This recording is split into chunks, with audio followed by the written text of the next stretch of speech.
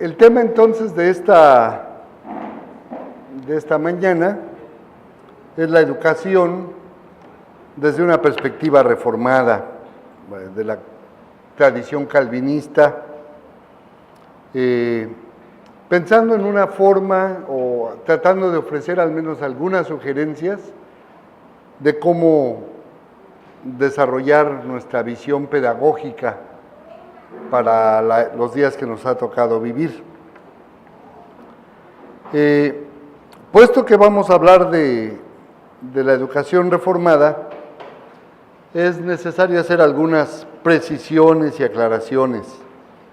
Cuando hablamos de la tradición reformada, calvinista o presbiteriana, hablamos de una extensa familia en todo el mundo que lejos de ser un bloque monolítico, de decir esto es la fe reformada, en realidad representa una considerable variedad de perspectivas e interpretaciones de una fuente común, que es el pensamiento del reformador francés Juan Calvino. Entonces hay muchas teologías reformadas, hay un espectro muy amplio, y bueno, esta perspectiva que aquí les quiero proponer representa una apropiación crítica de esta tradición. Crítica porque yo creo que no podemos simplemente tomarlos y decir, tal cual lo dijo Calvino, pues ya, sino que en realidad necesitamos repensarlo para nuestros días y tomar aquello que es valioso y hay cosas que simplemente no lo son. Bueno, de entre esos rasgos más sobresalientes, voy a mencionar aquellos que a mi juicio, claro, son relevantes a nuestra realidad actual como mexicanos y como presbiterianos reformados o cristianos, porque en realidad no quisiera con esto excluir a nadie. Si alguno o alguna de ustedes no viene de una iglesia presbiteriana, sino de otras tradiciones, quiero decirles que esta es una tradición que es común a todo el mundo evangélico. Algunos se la han apropiado más directamente, otros no. La educación desde una perspectiva calvinista, o mejor dicho, la educación que una perspectiva calvinista propone, ha de ser congruente con sus anhelos de trabajar hombro a hombro con otros seres humanos para la formación de una sociedad en la que los valores centrales del reino de Dios, la paz y la justicia, como Jesús lo dice, sean los que predominen e inunden todas las áreas de la vida, porque esto es único de la visión reformada, el hecho de creer que Jesús es Señor de todo, como lo dice Mateo 28, Efesios y tantos lugares, y que la fe en Jesucristo debe de conquistar todas las áreas del mundo. Es una visión así de amplia. Que toda lengua confiese que Jesús es el Señor, para gloria de Dios el Padre. Bueno, quiero simplemente iniciar hablando del hecho de que Juan Calvino fue un educador. Una de las prácticas de Calvino fue el hecho de que al llegar a iniciar su ministerio en Ginebra, de inmediato fundó una escuela, lo que se llamó la Academia de Ginebra. Él fue un educador y por eso es importante considerar su visión y su experiencia, porque ellas dejaron una marca indeleble en la tradición reformada de la que surgió su ministerio. Calvino mismo recibió una de las mejores educaciones liberales de su tiempo. Estudió en las mejores universidades y bajo los mejores maestros. Él era abogado de profesión, sus estudios de leyes, teología y artes liberales le proveyeron una perspectiva amplia de la realidad, del mundo y de la vida. Él no creía, por ejemplo, que los ministros tuvieran solo una formación teológica y que aquí y allá tomaran una materia de filosofía, otra de lo que fuera, nada más para no decir que no saben de eso. Para Calvino, el ministro de la iglesia debe tener lo que nosotros diríamos hoy día, una formación universitaria, una formación amplia en el conocimiento de las humanidades en aquella época, de las ciencias que nos ayudan a entender el mundo en el que vivimos. Y eso se refleja en muchas de las tradiciones reformadas en el mundo que han hecho de la educación una parte vital del ministerio de la Iglesia. Cuando Calvino realizó su tarea reformadora en Estrasburgo, Francia, y luego en Ginebra, una parte sustancial de su tiempo la dedicó no solo a la reestructuración religiosa de la ciudad, sino también a su transformación educativa. Para ello buscó la excelencia académica, una metodología pedagógica de vanguardia, y logró que la educación fuera obligatoria, por un lado, y gratuita, para quienes no podían pagarla, y responsabilidad directa y primaria de los padres, en segundo lugar de la Iglesia y en tercer lugar del Estado. Como una responsabilidad básica de los padres, decía Calvino, deben educar a sus hijos. Y recuerden que estamos saliendo del medievo, de una época en la que simplemente la idea de una educación para los hijos estaba cerrada. Las mujeres ni siquiera tenían acceso a las universidades. En nuestro México ustedes conocen la historia ya en el siglo XIX de Sor Juana Inés de la Cruz, que simplemente pues ella como muchas otras mujeres no podían ni siquiera ir a una escuela, punto. Calvino dice, no, 1500, siglo XVI, principios del siglo XVI, ya llama a los padres a que eduquen a sus hijos. Es una obligación fundamental como pueblo de Dios. Bueno, los estudios que se daban en la Academia de Ginebra estaban equilibrados entre la teología, las artes y la ciencia. Otra cosa muy importante, las artes, ¿verdad? Que en muchas de nuestras escuelas se relega, uno tiene que ir quizá a una escuela especializada en ello, porque pareciera que esa área de la estética, del aprecio por el arte, cualquiera de sus manifestaciones, no es tan importante. Bueno, para Calvino lo era. Para él era tan importante el estudio de la palabra de Dios como el estudio del mundo en el que vivimos, de la realidad social. Y, digamos, después de este rápido repaso, hay buena bibliografía que habla de todo esto que hacía Calvino, libros y libros que describen sus modelos educativos. Quiero hablar de algunos, del impacto que tuvo la escuela, la Academia de Ginebra, que como dice uno de los estudiosos de estos muchos libros, dice él, la Academia sirvió como modelo para el establecimiento de instituciones similares en todos los países en que el calvinismo encontró adeptos. Esto era debido al hecho de que Calvino y sus seguidores tenían un programa común de amplia perspectiva y alcance, no meramente doctrinal, sino también político, económico, social y educacional. Su programa común y su visión social demandaban la educación para todos, como dije hace un momento, incluso gratuito, como un instrumento para el bienestar de la Iglesia y del Estado. Y bueno, esta modalidad educativa, esta práctica de Calvino, con el estímulo de su modelo, que él entrenó a mucha gente importante en aquella época, muy pronto la influencia del calvinismo empezó a afectar a muchos lugares en la Europa protestante que empezaron a imitar este modelo de una universidad cristiana, fundando centros de estudios superiores que desarrollaban esa visión calvinista, preparar a la Iglesia para su misión en la sociedad.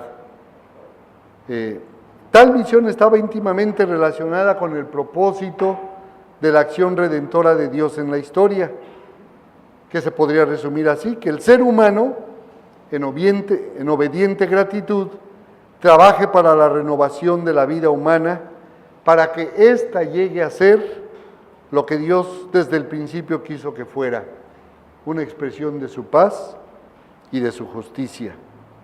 Y les resalto, a manera de resumen, algunos de esos principios teológicos que emanaron de esta visión calvinista y que prácticamente formaron el criterio de lo que habría de ser después la educación calvinista en muchos lugares del mundo.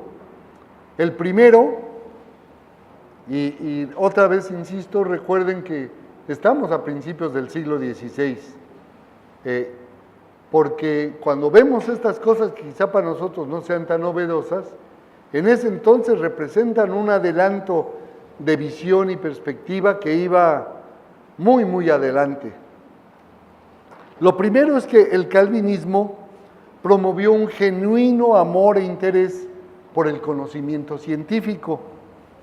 Como dice Abraham Kuyper, que hablaba de él anoche, el calvinismo, gracias a su principio dominante que constantemente le demanda regresar de la cruz a la creación, y no menos por medio de su doctrina de la gracia común, abrió de nuevo el vasto campo del cosmos al conocimiento científico ahora iluminado por el sol de justicia, de quien las Escrituras testifican que en él están escondidos todos los tesoros de la sabiduría y del conocimiento. Interés por el conocimiento del mundo. El calvinismo, en segundo lugar, le restauró a la ciencia su propio lugar y reconoció el valor que tiene en sí misma y la liberó de las ataduras y limitaciones tanto eclesiásticas como estatales. Recuerden que en esa época, nosotros lo vivimos en nuestro México lindo y querido, hasta fechas muy recientes, la educación estaba controlada por la Iglesia. Esta idea de que la teología es la reina de las ciencias, como se creía en la Edad Media, y bueno, pues es bonito decir que sí. Hoy día pues es una reina sin corona y sin súbditos porque no tiene esas realidades. Hace ya 2 siglos que eso pasó de moda, solo que uno que otro teólogo trasnochado a veces dice cosas así, pero ya no lo es, si uno lo considera en el contexto de las ciencias humanas. Simplemente no lo es. Bueno, en ese contexto Calvino dice, la Iglesia no tiene por qué controlar el conocimiento humano científico.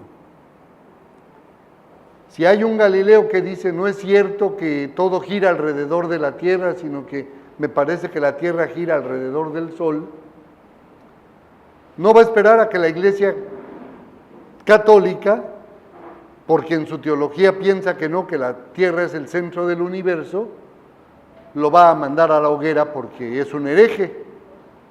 Y ese es el sentido de esa teología que controla el conocimiento, que sanciona lo que se puede descubrir o no científicamente. Calvino da ese salto cualitativo, único, excepcional, de decir hay que respetar la autonomía del conocimiento científico. Importantísimo, importantísimo. No hay manera de valorar una perspectiva tal en ese contexto. Bueno, en tercer lugar, para Calvino el conocimiento científico y la educación no son un fin en sí mismo, sino herramientas para que los cristianos cumplan con su tarea de transformar el mundo y la sociedad de acuerdo a la visión del reino de Dios. Ya ayer hablábamos, por ejemplo, de un impacto inmediato que se da de la doctrina calvinista entre los puritanos escoceses e ingleses. Hablábamos anoche de eso, quizá algunos de ustedes que no estuvieron anoche, les puedo repetir rápidamente. Juan Knox, el que después fundaría el presbiterianismo en Escocia, que es nuestra línea directa teológicamente hablando, estudió en la Academia de Ginebra con Calvino. Calvino fue su maestro, él vino a Ginebra como muchos tantos que les decía yo anoche, andaban huyendo de los reyes católicos, que si era rey católico en Escocia, pues córrele porque si no te cortan la cabeza. Los protestantes hacían lo mismo con los católicos. Pero en esas circunstancias, Juan Knox llega a Ginebra, se forma teológicamente con Calvino y cuando la situación está distinta, regresa a Ginebra y establece lo que es la iglesia presbiteriana. Aprende de Calvino que el gobierno de la iglesia no viene de una estructura verticalista, piramidal, sino que es un gobierno de ancianos. Y entonces él dice, los presbíteros son en los que reside el gobierno de la iglesia, siendo ellos mismos elegidos por el pueblo, y de ahí surge el presbiterianismo. Bueno, pero esto es bien importante para ellos porque es en Escocia donde estos que se les llama puritanos, ingleses, escoceses, del siglo XVI y principios del XVII, captan esa visión de que son responsables del mundo en el que viven y que tienen que transformarlo. Y de inmediato esta experiencia de la iglesia la trasladan a la experiencia del Estado, que vive con un modelo que la iglesia ha sancionado como el modelo único, modelo político, el único que Dios está respaldando, que es el de la monarquía, el derecho divino del rey para gobernar, Romanos 13, ¿verdad?, aplicado a esa realidad política. Y decíamos anoche, los mismos presbiterianos escoceses dicen, no es cierto, eso no tiene por qué ser el único modelo político. En la forma de gobierno presbiteriano descubren ellos que en realidad es posible una forma de gobierno que después hemos de llamar democrática, y que aunque mucho de la ciencia política e incluso de la filosofía dice que nosotros somos herederos de la visión democrática que nos viene de los griegos, que es cierto, desarrollaron modelos democráticos, en realidad, y lo dice muy bien Enrique Dussel, otro filósofo que ha querido moverse de una visión eurocéntrica de la filosofía y de la teología, y dice, no es cierto, tampoco lo dice, también lo dice Dussel. Los modelos democráticos ya vienen desde los días de la Biblia, Moisés que forma su consejo de ancianos para que ellos realmente sean sus asesores y los encargados en términos prácticos de gobernar al pueblo, que después se va a repetir el modelo de los ancianos en las iglesias del Nuevo Testamento. De manera que aunque es en un sentido en términos modernos y occidentales, porque esa visión ha dominado el conocimiento humano, uno es casi así como un mito de que la visión democrática nos viene de los griegos, en realidad es muchísimo más antigua y se remonta a los días de la Biblia, al mismo pueblo judío.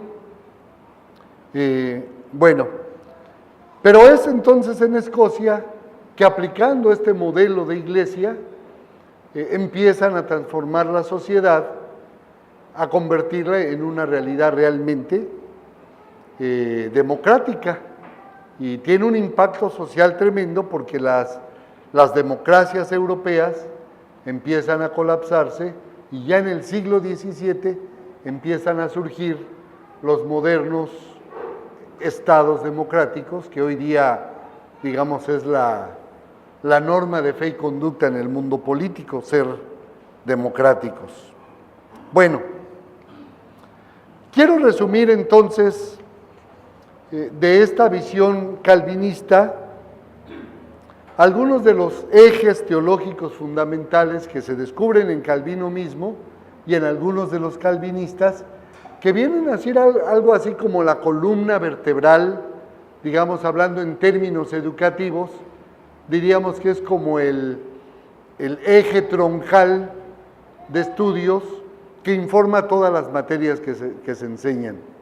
Y estos ejes teológicos fundamentales informan, digamos, el currículum calvinista, y que va a formar como el marco de referencia dentro del cual hasta nuestros días instituciones de corte reformado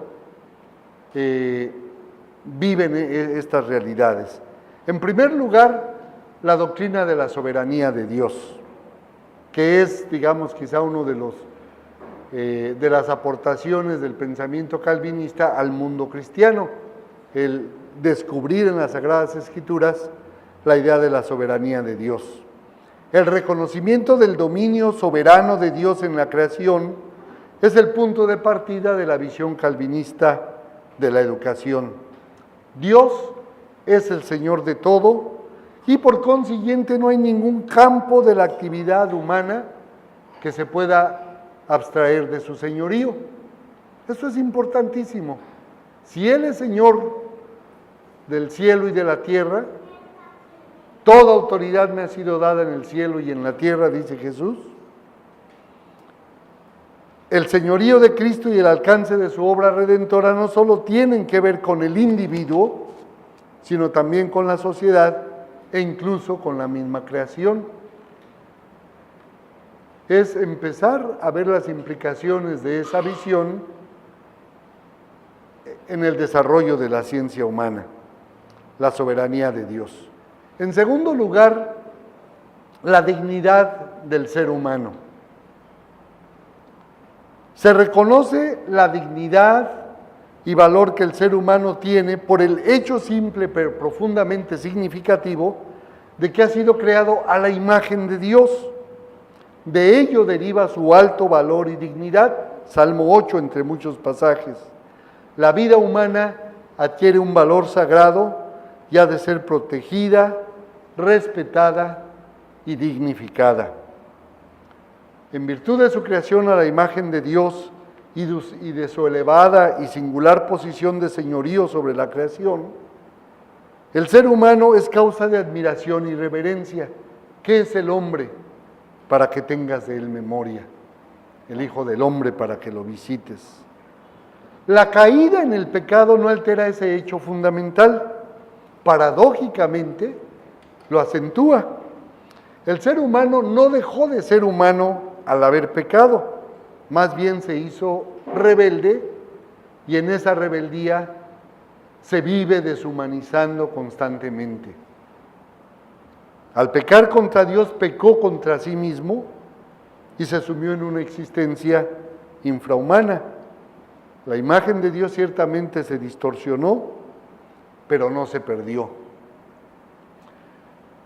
Una definición de la imagen de Dios, espero no se vayan a enojar conmigo, pero que lo dice uno de los artistas populares de nuestra época, el señor Alex Lora, dice que somos creados, dice él, dicen que somos creados a la imagen de Dios. Fíjense, es un señor que no creo anda muy lejos del reino, ojalá y algún día se acerque, pero dice que somos creados a la imagen de Dios, pero en realidad somos una copia pirata sin control de calidad. Qué definición de la caída del ser humano. Bueno, no oigan a Alex Lora, pueden leer la palabra y encontrar la misma realidad. Pero es otra manera de decir Dios ama al ser humano caído, si no, no habría redención. Y lo que quiero llamarle la atención es cómo eso se traduce en actitudes en nosotros. La manera en que a veces vemos a los pecadores. El mismo lenguaje que usamos para hablar de esos incircuncisos. ¿A poco no se usan esas palabras? Los impíos. Y bueno, un lenguaje horrendo que usamos nosotros que somos los santos de los últimos días. Deja ver una falta de visión, una falta de mirar a la gente como Jesús la vio. ¿Cómo veía Jesús a la gente caída entre la cual Él ministró? Los despreciaba, se asustaba de que lo tocaran, de que comieran con Él. Los religiosos de su época se espantaron, Jesús no. Bueno, la salvación que Dios efectúa en Cristo nos restaura y humaniza, nos reconcilia con Dios, con nosotros mismos, con nuestro prójimo y con la creación. El valor, honra y dignidad del ser humano alcanzan su máxima expresión por el imponderable costo pagado por nuestra salvación con el sacrificio de Jesús. Abraham Kuyper, que citaba yo anteriormente, un gran pensador calvinista, dice estas palabras en una de sus conferencias. El calvinismo ha derivado de su relación fundamental con Dios una peculiar interpretación de la relación del hombre con el hombre, del ser humano con el ser humano, que cuando se ha llevado a la práctica ha ennoblecido la vida social. Si el calvinismo coloca la totalidad de nuestra vida humana inmediatamente delante de Dios, también se sigue de ello de que todos los hombres o mujeres, ricos o pobres, débiles o fuertes, tontos o talentosos, como criaturas de Dios y como pecadores perdidos, no tienen ningún derecho de dominar unos sobre otros, ya que ante Dios somos todos iguales. Por ello, el calvinismo, bien entendido, condena no meramente toda esclavitud abierta y los sistemas de castas, sino toda forma de esclavitud encubierta, como la de la mujer y la del pobre. Se opone a toda jerarquía entre los hombres y no tolera la aristocracia. Así el calvinismo estaba obligado, por sus principios teológicos, estaba obligado a encontrar su expresión en una interpretación democrática de la vida, a proclamar la libertad de las naciones y a no descansar hasta que política y socialmente cada ser humano, simplemente por serlo, sea reconocido, respetado y tratado como una criatura hecha a la imagen de Dios. ¡Qué palabras tan impresionantes! Aprender de una doctrina teológica el hecho de que nos da una visión distinta de la vida. Debiera darnos esa visión distinta de la vida y aprender a ver en todo ser humano, detrás de las etiquetas que nos ponemos entre nosotros, descubrir la enorme importancia, valor, dignidad y respeto que todo ser humano se merece por el hecho simplemente de serlo, de ser personas.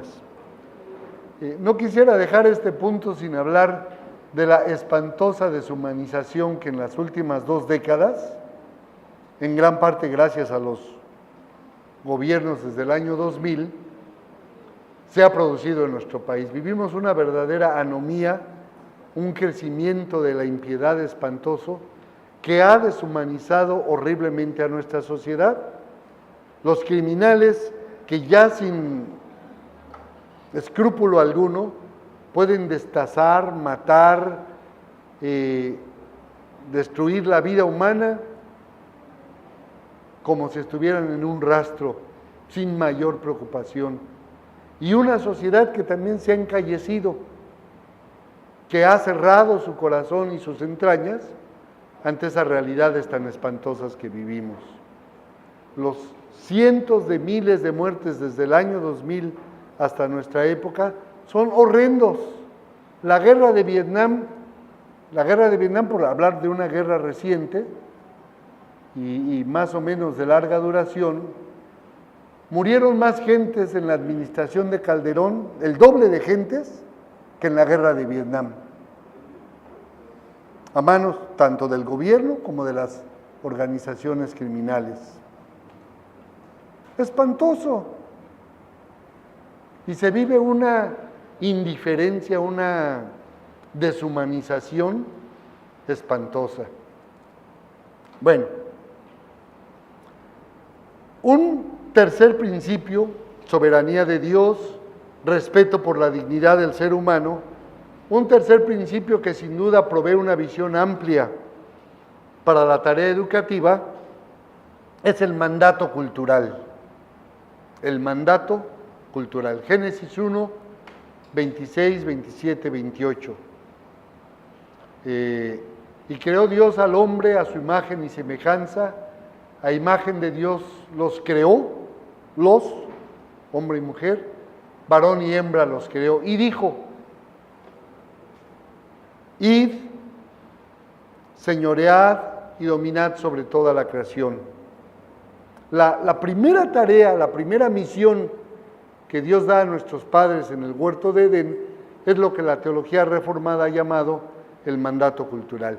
Tienen una tarea ante esa creación maravillosa de la que Dios se siente orgulloso, que Dios vio y dijo, todo esto es bueno en gran manera.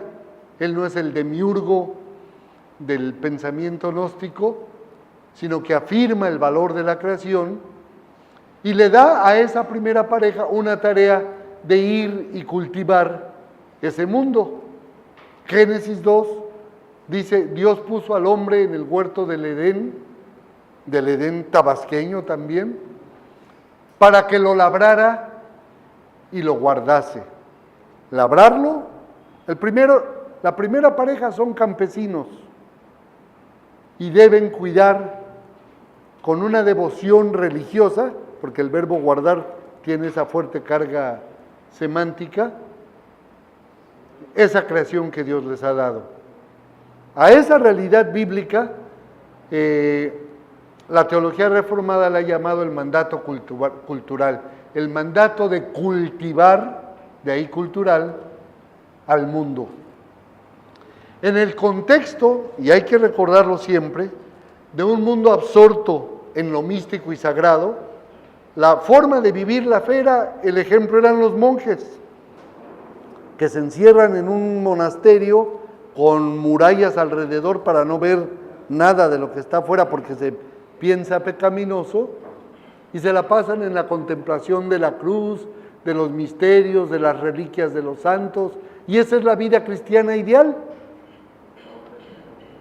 En ese contexto, en esa forma de vida que el mismo Lutero vivió, gracias al impulso renovador por un lado del Renacimiento y la relectura de las Escrituras, Calvino rescata la vigencia del mandato cultural dado a Adán y Eva de llenar y dominar la tierra y le da a la tarea cultural del ser humano un claro sentido misionero.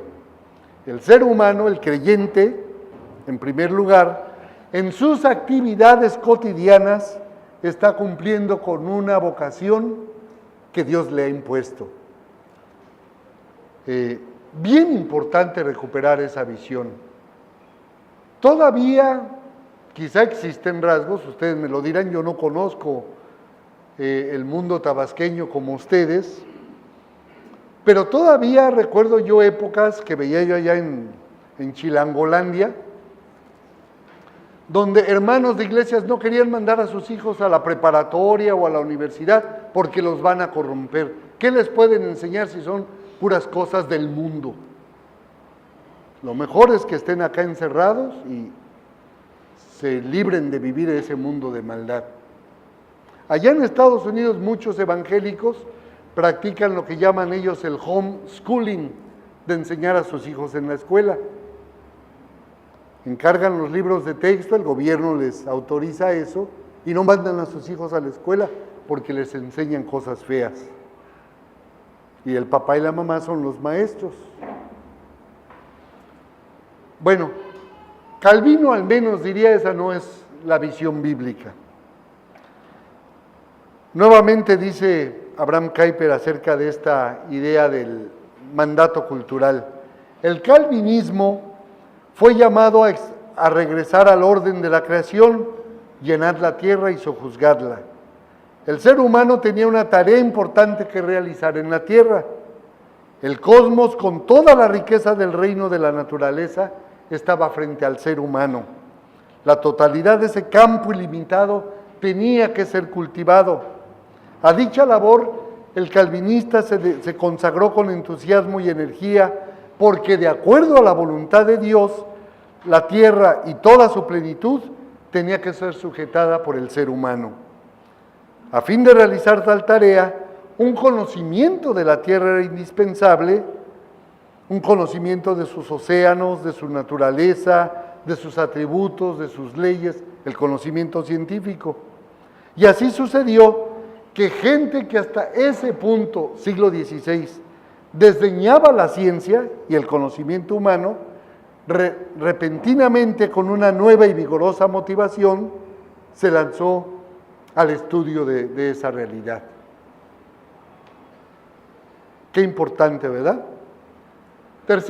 Cuarto lugar, soberanía de Dios, dignidad del ser humano, mandato cultural. Un cuarto postulado teológico que informa la pedagogía calvinista es la doctrina de la gracia común. Gracia común. Como les decía, estos artículos ya se los envía al profesor Balán y él en alguna manera se los hará llegar a ustedes. La idea de la gracia común surge en gran parte de esta idea del mandato cultural. Es otro principio bíblico que reconoce la actividad de Dios en el mundo y la historia, no solo para llevar a cabo sus propósitos redentores, sino también para restringir la maldad, promover el bien y restaurar toda su creación, que, sujetada a vanidad, gime esperando el día de la restauración de todas las cosas. La noción bíblica de la caída del ser humano en el pecado no niega la capacidad de éste para cumplir con el mandato cultural. Dice Abraham Kuyper de nuevo, un calvinista que busca a Dios ni por un momento piensa en limitarse a la teología o a la contemplación, dejando las otras ciencias como si fuesen de un carácter inferior en manos de los no creyentes. Por el contrario, considerando que su deber es conocer a Dios en todas sus obras, el calvinista está consciente de haber sido llamado a investigar con toda la energía de su intelecto tanto las cosas terrenas como las cosas celestiales. El calvinista se sabe llamado a descubrir la gracia común de Dios, del Dios que adora en el orden de la creación, en la naturaleza y en su maravilloso carácter, en la producción de la industria humana, en la vida de la humanidad, en la sociología, en la historia de la raza humana. Dicho con otras palabras, la idea de la gracia común es reconocer el hecho de que porque somos creados a la imagen de Dios, aún el hombre no creyente tiene la capacidad de estudiar y entender el mundo en el que vivimos, el conocimiento científico del mundo, y que nosotros como creyentes nos podemos beneficiar de ello. Si fuéramos congruentes con una visión que dice, bueno, solo vamos a aprender y a recibir lo que viene de los creyentes, pues no podríamos beneficiarnos de todos los descubrimientos científicos que gente no creyente ha hecho del mundo, pero que nos benefician. La idea de la gracia común es reconocer que Dios hace que su sol salga sobre buenos y malos, que Dios no ha retirado su humanidad aún de los seres caídos en el pecado y que por medio de ellos puede traer cosas buenas a este mundo. Esa es básicamente la idea de la gracia común. El siguiente postulado, el quinto postulado, tiene que ver con la revelación de Dios en la Biblia y en la naturaleza. Aquellos que de ustedes han estudiado la teología reformada, uno de los primeros capítulos que estudian es la idea de la revelación especial y la revelación general. La revelación especial es como Dios se ha dado a conocer en la Biblia. Esa es su revelación especial. Pero los reformados afirmamos que Dios también se ha dado a conocer en el mundo, en la creación. La creación es su obra maestra y como tal nos revela mucho de la realidad de Dios. Dios se da a conocer en sus obras. Salmo 19. Los cielos cuentan la gloria de Dios. La expansión denuncia la obra de sus manos. Un día declara sabiduría, otro día, una noche a la otra noche, declara la sabiduría y gloria de Dios. Es una revelación silenciosa, no hay dicho ni palabra, ni es oída su voz. Sin embargo, salió de un extremo del otro en la creación, y como el sol no hay nada que se oculte de su calor. Si creemos que la creación, empezando por el ser humano, hecho a imagen de Dios, pero que toda la creación nos habla de la gloria de Dios, el creyente sería absurdo, sería antibíblico negar la importancia del estudio de esa creación, ya no tanto desde una perspectiva secularizada, sino como un escenario que me revela la gloria de Dios. Y el creyente, al estudiar ese mundo, va descubriendo la gloria y la grandeza de Dios. Así es de que es una motivación extraordinaria para el cristiano poder estudiar cualquier otra ciencia. No es más cristiano el que estudia teología que el que estudia biología, en una visión calvinista. Depende del llamamiento y de los dones de la persona. Pero en ese sentido, la visión calvinista, lo decíamos anoche y se lo repito, dignifica cualquier vocación humana. Y ese es el último postulado que les menciono, lo que se llama el sacerdocio universal de los cristianos. Esta enseñanza del sacerdocio universal de los cristianos se entiende no solo en su sentido soteriológico, sino también en su significación eclesiológica y también misiológica. Como sacerdotes, todos los creyentes cumplimos una misión en el mundo, no solo el pastor y el misionero. Todo creyente tiene acceso a Dios por medio de Jesucristo, pero también en el desempeño de su trabajo en el mundo, reconoce que toda labor es sagrada y que no existe separación entre lo secular y lo sagrado, entre lo mundano y lo religioso. Gresham Machen, otro gran calvinista, este era gringo, ha expresado muy bien desde una perspectiva calvinista el sentido misionero de la educación cristiana.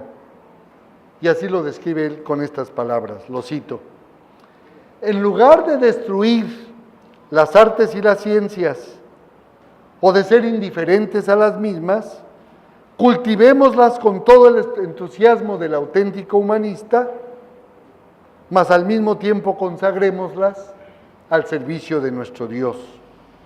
En lugar de eliminar la distinción entre el reino y el mundo, o por otro lado retirarnos del mundo en una especie de monasticismo intelectual modernizado, avancemos gozosamente con todo entusiasmo para someter el mundo a Dios.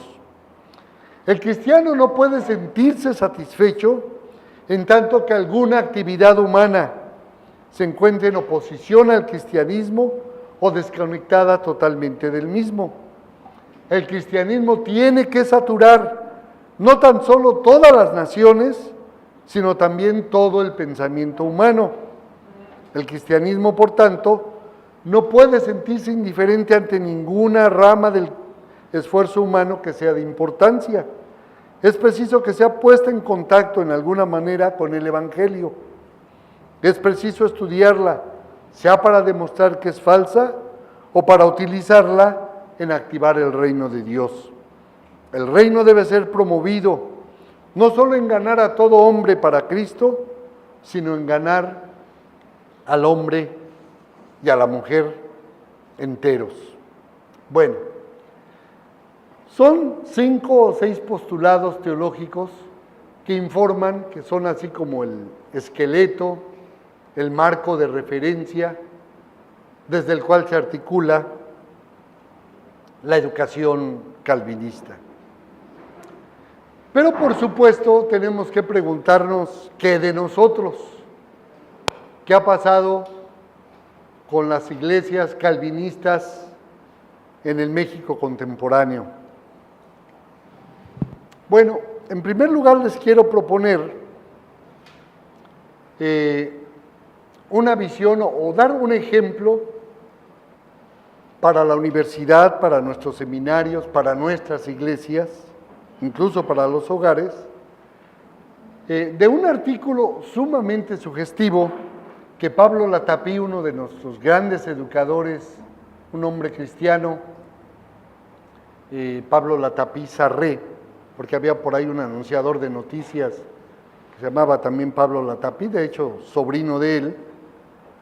Pero Pablo Latapí Sarré, en un artículo que publicó en el periódico, más bien en la revista Proceso, señala como imperiosa la necesidad de que a partir de una discusión pública seria se elabore un programa para la asignatura de civismo. Digo, parece como muy ajeno a la vida de las iglesias.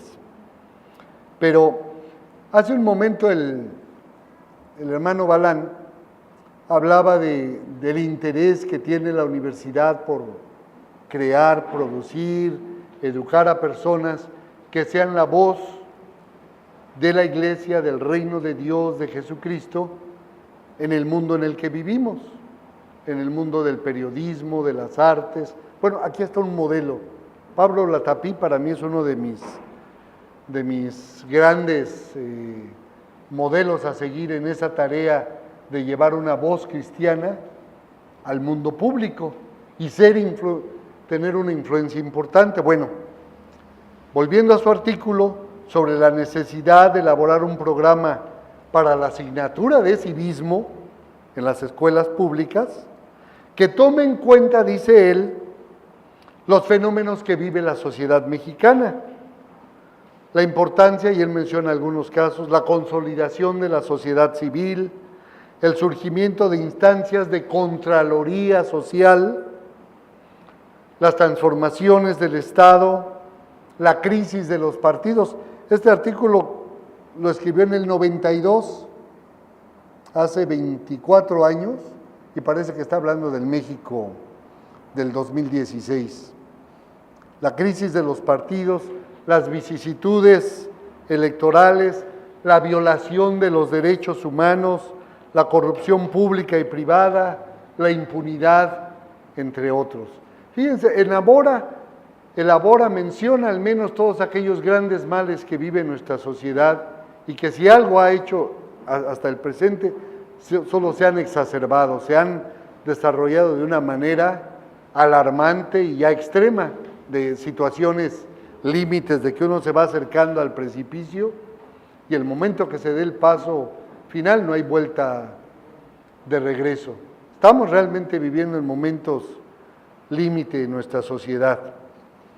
Él dice, hay que educar a nuestros niños, porque está hablando de la materia de civismo, en enseñarles estas cosas. Y hace una propuesta muy concreta, no solo ofrece una crítica, pero ofrece una alternativa, es propositivo. Y le cito aquí con un poquito de extensión las 3 sugerencias que da en un breve artículo ahí en el Proceso, pero fíjense cómo surge ahí toda esa visión cristiana tan importante para la búsqueda de una transformación de la sociedad mexicana. Dice él, hay 3 sugerencias críticas, dice él, que propongo para revisar la asignatura de civismo. La primera, es indispensable añadir un área dedicada a la formación ética y moral del niño y del joven. La moral social es un asunto político que ningún sistema de educación pública puede ignorar. La moral, los valores. Segunda sugerencia, si los valores se forman viviéndolos,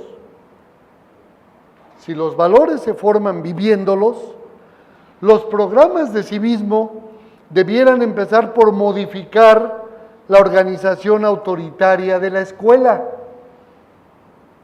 y dar oportunidad a los alumnos, de acuerdo a su edad, de vivir la participación en las decisiones, la libertad responsable, el respeto a las reglas, la tolerancia. Así, la escuela democrática prepara la sociedad democrática. Pablo Latapí, que a lo mejor conocía la obra que le cité ayer de Bastián, de la educación en las escuelas presbiterianas y metodistas de principios del siglo XX, previos a la Revolución Mexicana. Pero interesantemente, si lo conoce o no, él propone que la escuela democrática prepare la sociedad democrática, no solo con una comunicación verbal, sino como prácticas incorporadas a la vida y experiencia dentro de la misma escuela. Y su tercera sugerencia dice: los contenidos de la asignatura civismo debieran ser realistas y actualizados. Actualmente, o en la actualidad, hace la pregunta: ¿dónde se enseña a los alumnos a ver críticamente la TV o se les educa como consumidores? Piensen por un momento en eso. ¿Dónde se educa a nuestros niños y jóvenes a mirar críticamente la televisión? ¿Y dónde se les educa como consumidores? ¿Dónde, otra pregunta, adquieren la indispensable cultura económica o aprenden a juzgar las deficiencias de nuestro sistema electoral? Que tiene muchísimas, aunque le cambien el nombre, como dice, ¿verdad?, ese dicho: aunque la mona se vista de seda, mona se queda. Y si ya no es IFE y es, ya no sé cómo se dice, eso es del mismo sistema. El civismo, sigue Latapí, debiera ser el espacio privilegiado donde los alumnos volcaran sus inquietudes respecto a los asuntos sociales y políticos que les preocupan y que recibieran de sus maestros las orientaciones para madurar sus juicios. Es lógico, por tanto, termina diciendo, esperar que los nuevos programas de civismo se refieran con veracidad a nuestras realidades políticas y llamen a las cosas por su nombre. No se puede educar, concluye él, ocultando la verdad. Y ahí cierran las palabras de Latapí. Yo les invito rápidamente a que lo piensen en términos de nuestras propias iglesias, que son centros educativos, ojalá lo sean, y nuestros hogares como centros educativos. Si tomáramos esas tres sugerencias para la educación que se imparte en el hogar, para la educación que hacemos en nuestras iglesias y la educación que hacemos en nuestros seminarios teológicos y en nuestras universidades cristianas, que hay muy poquitas, muy poquitas, Alfa Omega es pionera en ese sentido, piensen en esas realidades. No solamente de crear asignaturas, quizá nosotros no la llamaríamos de civismo, pero de ética social y política, de cómo vivir en este mundo. ¿En qué medida, según su segunda opinión, se integra eso en la práctica y en la estructura misma de nuestras instituciones? Las iglesias presbiterianas supuestamente honramos un modelo democrático de gobierno, pero en la práctica, al menos en mi presbiterio de Babilonia y de Timbuktu, se viven estructuras verticalistas, autoritarias e intolerantes ante la crítica y ante el cuestionamiento que a veces los miembros de la iglesia hacen. Muchas veces, y miren, Jean-Pierre Bastián, cuando estudió el protestantismo mexicano, a mí me duele porque es una acusación que va contra mí, pero dice Jean-Pierre Bastián en un librito que se llama La mutación religiosa de América Latina, ese y el de los disidentes los publica el Fondo de Cultura Económica y no me dan regalías ni dinero por hacerle promoción, pero son obras excelentes. En la mutación religiosa de América Latina dice, los protestantismos latinoamericanos que tuvieron un inicio glorioso a principios del siglo XX, se han convertido, dice él, en catolicismos de sustitución. Quiere decir que el pastor ha sustituido al cura con el mismo modelo autoritario, verticalista, impositivo. No se diga cuando vamos más arriba, el presbiterio de Babilonia, el sínodo de Ur de los Caldeos y la Asamblea General, son sistemas así, de arriba para abajo, y hay de usted si se atreviera siquiera a pedir, por ejemplo, una práctica natural de cualquier democracia que no conoce nuestro país, la rendición de cuentas.